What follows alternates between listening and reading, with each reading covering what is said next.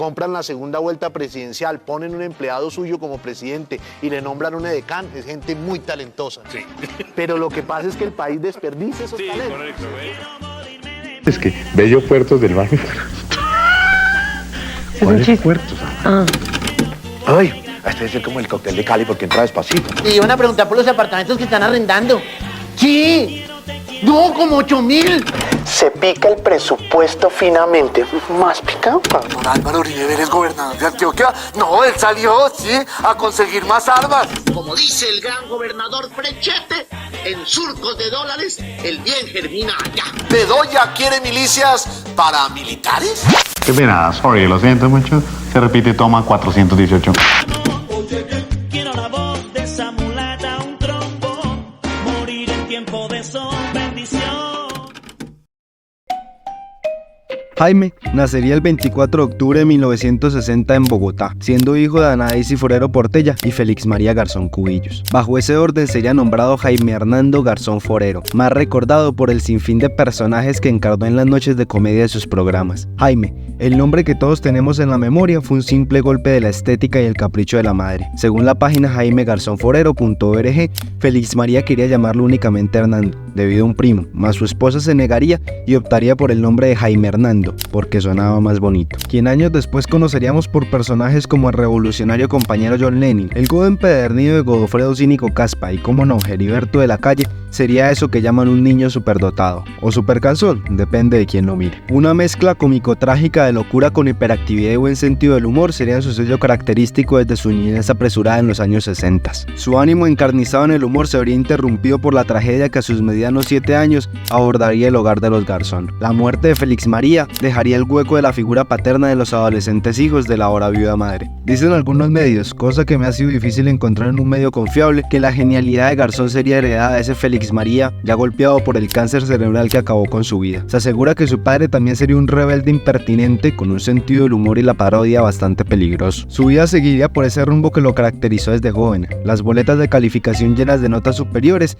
pero la misma anotación que llevaría siempre, incluso en sus tiempos como universitario. Estudiante muy inteligente, pero muy irreverente y respetuoso con sus superiores. Según un artículo de la revista Semana, Jaime Garzón se incorporaría al Frente José Solano Sepúlveda del ELN por el ajetreado año de 1978, cuando ya tendría 18 años. En la Universidad Nacional, donde cursaba Derecho, lograría contactar con un guerrillero que lo comunicaría con la red de reclutación y posteriormente lo llevaría al monte. Su destreza para el manejo de armas era nula, su desempeño como estratega militar un desastre. Entonces, Garzón se convirtió en una especie de inocente y despistado trovador guerrillero. Se cuenta que una noche estaba pasando el programa infantil de Heidi, y entonces Jaime comenzaría a cantar Abuelito dime tú, y con sorpresa y casi asco le respondería el jefe guerrillero: lo que pasa con usted es que se cree la niña de los montes. Y desde entonces sería conocido como Heidi, y aunque nunca beligeró más allá de guardar el dinero, comprendió entonces que el camino de las armas no sería el que conduciría al tesoro de la paz.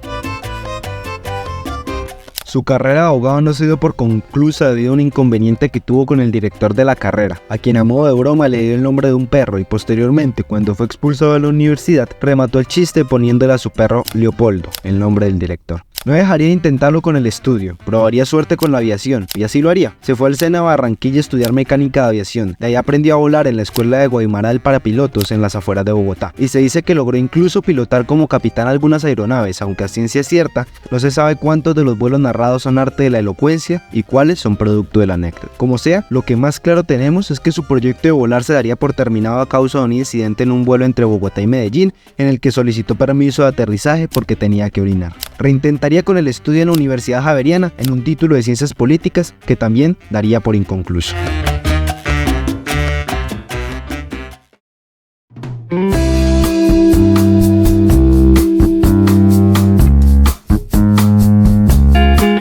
Garzón arrancaría una vida política bastante peculiar. Primero se uniría a la campaña de Andrés Pastrana, donde en 1988 presenciaría el secuestro del candidato y les gritaría a los secuestradores: "Bien, a mí también, ¿no ve que soy el jefe de giras?", recibiendo una patada por respuesta. Y en ese mismo evento tendría una breve entrevista para la televisión. Esa es la que se considera su primera actuación en los medios.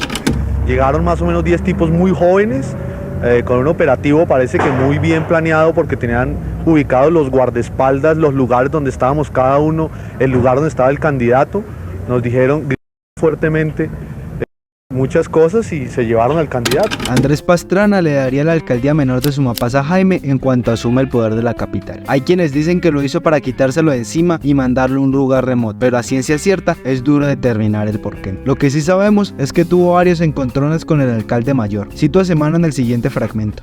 A Pastrana le habían dicho que Garzón había montado un prostíbulo. Jaime, al enterarse de la acusación, dijo que las únicas putas de la zona eran las putas FARC. De todas maneras, Garzón, como siempre, había cumplido con su deber. Construyó el centro de salud, puso a funcionar la escuela y pavimentó la única calle del pueblo. Tuvo infinidad de problemas en el cargo.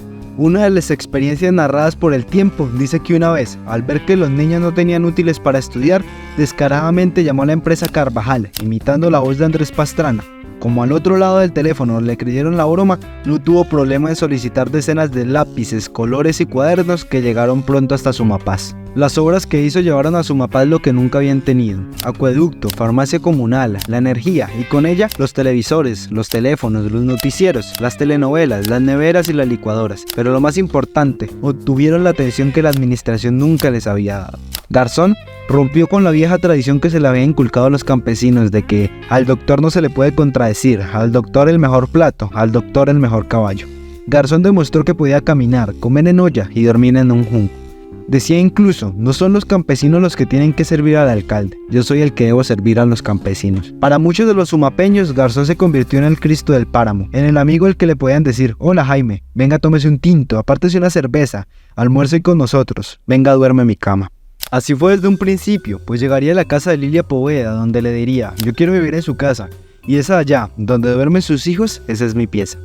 Y dormiría ahí, y les diría a los muchachos: eche pa' allá, que yo me voy a acostar, y hoy no voy a extender mi cama. Y se volvió como un hijo más, como un tío raro y eventual. Evelio se aguantaba los ronquidos de Garzón. Lilia le servía desayunos a su antojo, con caldo de costilla, chocolate, huevos, arepa de maíz pelado, cuajada y al final un tintico negro y con aguapanela. No pagaba más que con cariño, abrazos y esos chistes que tanto se disfrutan. El periodo de Garzón llegaría a su fin por destitución. Él era el encargado de abrir las mesas de votación de su zona. Dio apertura a la primera y por llegar a destiempo a la segunda, separada por 3 horas de trocha, fue notificado de su despido. Parmenio Poveda, líder de Sumapaz, ni siquiera pudo despedirse de su líder. Hubo cartas de protestas, llamadas al alcalde mayor, protesta, tristeza, rabia, pero nada pasó. Así acabaría su periodo de alcalde.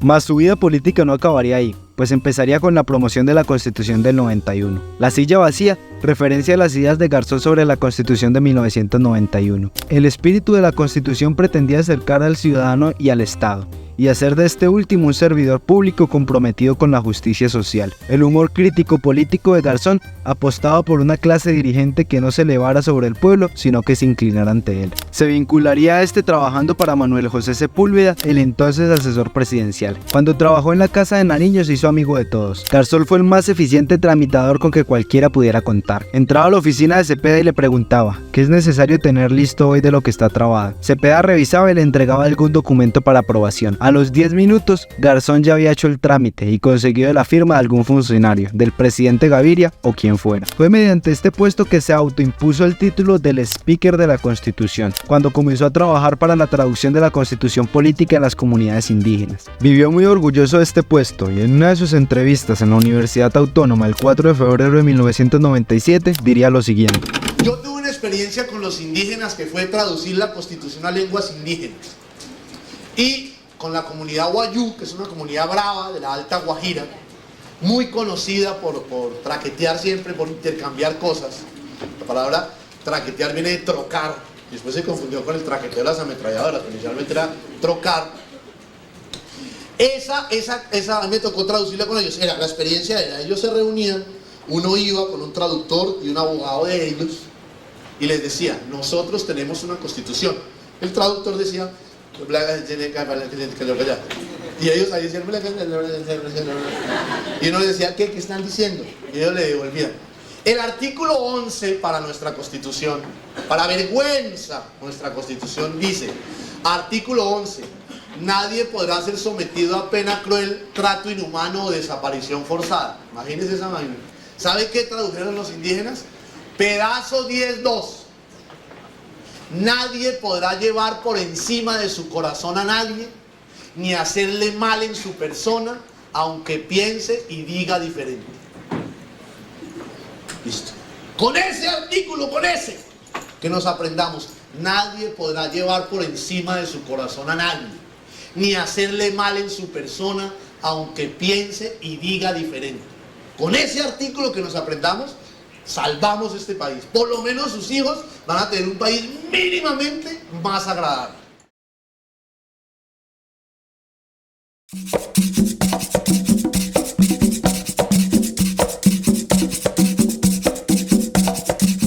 Jaime llegaría finalmente a los medios, donde conoceríamos de manera pública su genialidad, su ingenio y su bufonería atrevida. Y aunque haya tenido un breve paso dando una entrevista para el año en que secuestraban a Andrés Pastrana, su verdadera participación sería sino de la mano de un programa emblemático, Sociedad.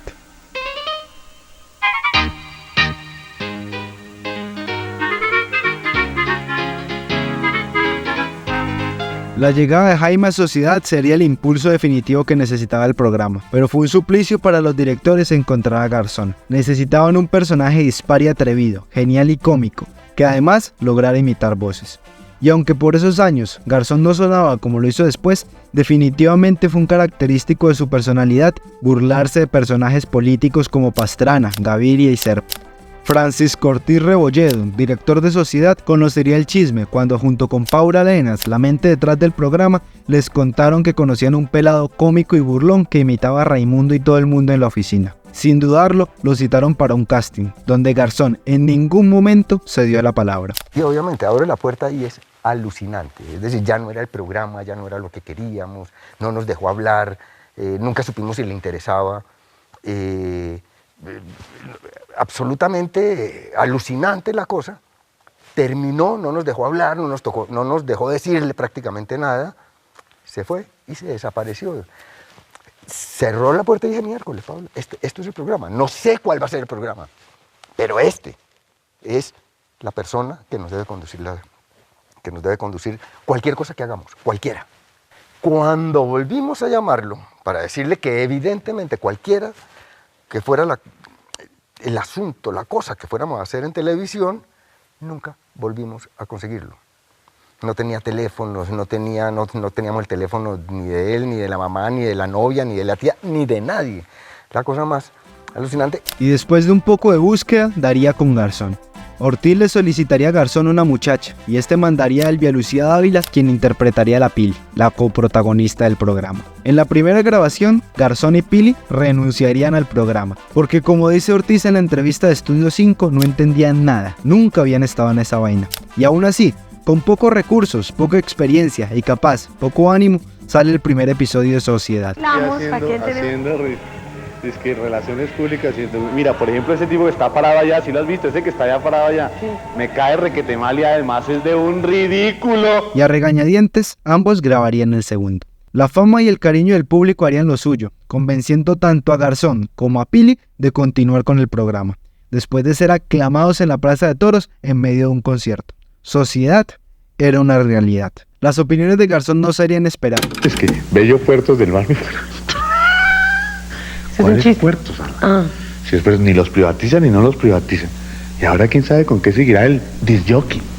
Y sería un desafío para Ortiz ponerle un filtro a Jaime, pues como él dice, le pareció un animal político dispuesto a decir lo que fuera sin importar cómo ni con quién. Buenas noches, amables televidentes. Es un placer para nosotros que ustedes continúen en tan grata compañía.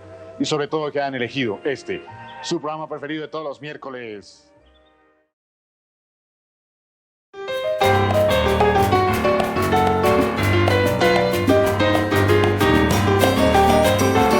Dado por finalizado Sociedad, Garzón alcanzaría un nivel increíble de popularidad, pero atravesaba momentos de reflexión que preocupaban a sus amigos. Garzón tenía momentos de calma, se adentraba a la laguna, prendía un bareto y se ponía a pensar. No reíamos, no hablábamos, era una amistad en silencio. Decía Antonio Morales, periodista y guionista que había renunciado a la dirección del noticiero AMPM, o A Mierda Pa' Mala, como le decía Garzón, del partido político M19. Poco después, ambos tuvieron una iluminación divina, una revelación casi propia de la Paloma con María. había nacido el bichito de Quack. Y estos son nuestros titulares de hoy. La idea comenzó a crecer entre Garzón Morales y Eduardo Arias, una idea que giraba alrededor de un noticiero humorístico pero con rigor periodístico. La idea se presentó a Paula Arenas, quien había trabajado con Garzón en Sociedad y quien después del final de Inravisión sería contratada por el RTI, aceptando el proyecto.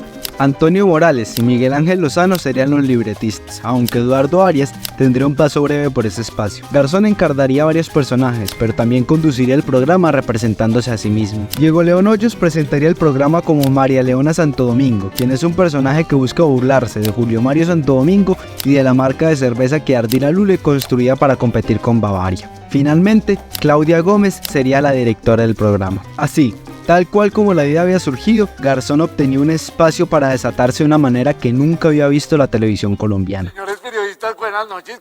¿Cómo dice?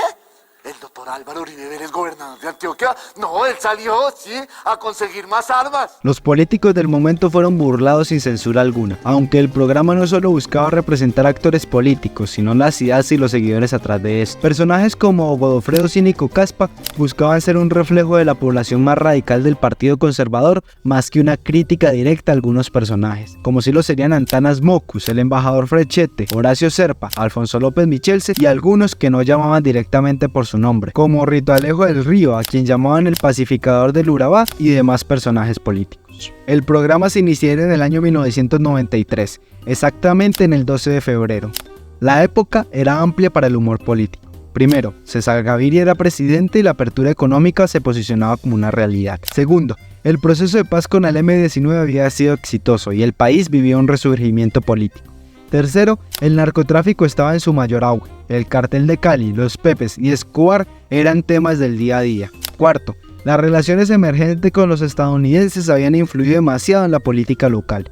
Quinto y último, hace no mucho se había establecido la Constitución de 1991. Si hoy en día queremos observar un pasado político de Colombia, lo podemos hacer perfectamente con Quack. Por ejemplo, el proceso 8000, que había terminado de estallar en 1995, sería muy criticado por Garzón en el programa. La polémica que envolvía a Ernesto Samper y Andrés Pastrana fue una de las más grandes polémicas de la política colombiana, y Jaime no perdería la oportunidad de burlarse de los dos candidatos. Todo está invertido.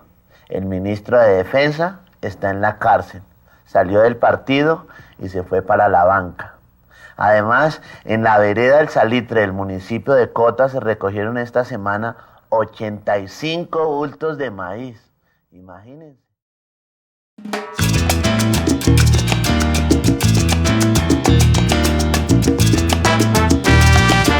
El personaje que logró que Garzón trascendiera sería Heriberto de la Calle, impertinente, directo, vulgar, coloquial y mucho que Garzón no había demostrado ni en Quack ni en Sociedad. Es más, con su llegada a los medios, la gente no sabía quién estaba detrás del impertinente lustrabotas. Antonio Morales cuenta que cuando lo vio por primera vez al aire en CMI, Heriberto dejó de ser parte del mundo de la ficción y se volvió real. Con el embolador, Garzón había traspasado una frontera. Sus personajes en Sociedad y en Quack eran caricaturas de seres humanos con diálogos inventados. Heriberto, por su parte, anulaba al propio Garzón, tomaba posesión de su cuerpo y ahora era él quien actuaba. Solo hasta abril de 1998, cuando El Tiempo publicó una entrevista que le hizo el periodista Mauricio Silva a Heriberto, quedaba claro que era Jaime Garzón quien lo caracterizaba. Heriberto nacería en Lechuza, donde tendría una sección bastante corta, lustrando zapatos de utilería mientras supuestamente entrevistaba a personajes de la política colombiana. El sueño se haría realidad cuando Yamid Amat, director de CMI, lo contrataría y haría una primera versión de prueba entrevistando al mismo Amat. El programa fue popular porque hacía lo que a muchos les daba miedo, enfrentar a los políticos de frente. Un gran ejemplo de esto sería la entrevista con el gobernador Frechete, donde lo dejaría expuesto por lo que Garzón llamaba paramilitares de la Occidental Petroleum Corporation. La siguiente transcripción es del libro Jaime Garzón, el genial impertinente. ¿Y usted quién cree que mató a los asesores de la UWA? Bueno, mi gobierno cree que fueron las FARC, lo han dicho y hay pruebas.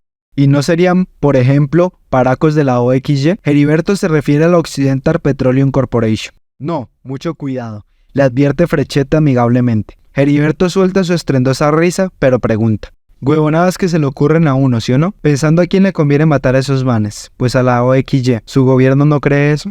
También enfrentaría personajes como Francisco Antonio Cadenas Collazos en el marco de las negociaciones con las FARC en el periodo de Pastrana, apuntando directamente el dedo sobre los 18 secuestrados en 1997. Todavía no. ¿Y dónde están los soldaditos que se llevaron? Están bien, comen maíz, comen arepas, comen carne, comen frijoles, velas, estudian. También entrevistaría a Horacio Serpa en la plenitud de las elecciones. Evidentemente, le tiraría debido a su apoyo a Ernesto Samper en la plenitud del proceso 8000. Y usted le rectificó, no, yo no soy el candidato del gobierno, yo soy el candidato de Samper, que es otra cosa. Oiga, y dijeron que si sube el niño Andrés, hay conciertos de rock. Y que si subía usted había concierto para delinquir. ¿Sí será verdad? Eso lo digo. Asimismo lo haría con Andrés Pastrana, a quien también cuestionaría por su alcaldía en Bogotá. Ya, doctor, don Pastrana, el otro. ¿Y a usted no le da miedo que esta campaña también se le derrumbe como el relleño de Doña Juana y como el puente de la 93?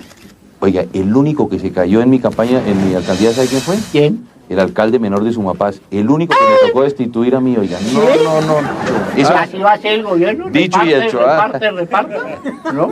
Es que yo creo que en este país hay que vivir de los grandes negocios, de blindar carros, de vender seguros o de hablar mierda de la crisis. Todo esto le ganaría amenazas de varios sectores políticos. Alguna de las más importantes sería en televisión. Personas que vieron la emisión en la que se entrevista al senador Fabio Valencia Cosio afirman que en un segmento del programa el senador hace la seña de un arma Garzón. 5, 4. Está de buena ver resultó el doctor. Muchas gracias, doctor. Muchas gracias, Roberto. Vea lo que se tocó ponerse. Las amenazas tomarían mayor intensidad, pero ya por esos años Heriberto de la Calle hacía parte de la emisión mañanera de Radionet. Garzón siempre les decía lo mismo: tengo que hablar lo más pronto con Carlos Castaño porque tengo que preguntarle por qué me va a matar.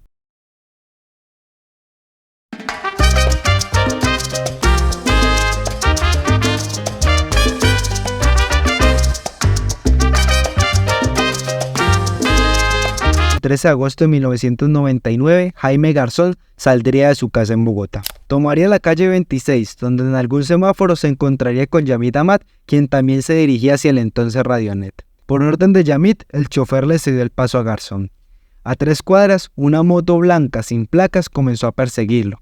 Sobre la calle 24, con carrera 40, le tocaría en el vidrio llamándolo por su nombre, para luego dispararle 6 tiros que acabarían con la vida del comediante en cuestión de minutos. La periodista Aida Luz Herrera se enteraría casi al instante e informaría al país los lamentables hechos ocurridos.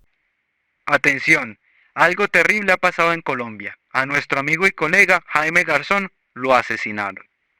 Fue un golpe sin igual. La misma fuerza imperiosa que se había llevado a Cano, a Galán, a Quintero Torres, a Lara y hacía ya tiempo a Gaitán, hoy nos costaba la vida de Garzón. La política estaba empedernida en robarnos la esperanza. Nadie se hacía desconocedor. En colegios, bares, oficinas, panaderías y donde fuese, todo el mundo seguía impactado por la fatal primicia con la que amanecía Bogotá. De alguna forma, todos sabían qué pasaría, y aún así, los conmocionó la noticia. Jaime siempre decía: me van a matar. Hasta mañana tengo plazo de vida. La conmoción inundó las calles. Más aún, la casa de Gloria Hernández, más conocida como la Tuti, la entonces pareja de Jaime, al enterarse de que había enviudado. Los noticieros cancelaron sus buenas noches habituales. Todos en luto decían lo mismo: mataron a Garzón. Y hasta aquí los deportes. País de mierda. Decía César Augusto Londoño en un espacio deportivo en el noticiero CMI. Su rabia se sentía en la transmisión al aire. Todos los miraron expectantes, sintiéndose como él. Tal vez porque decía todas las palabras que el mundo contenía. País de mierda.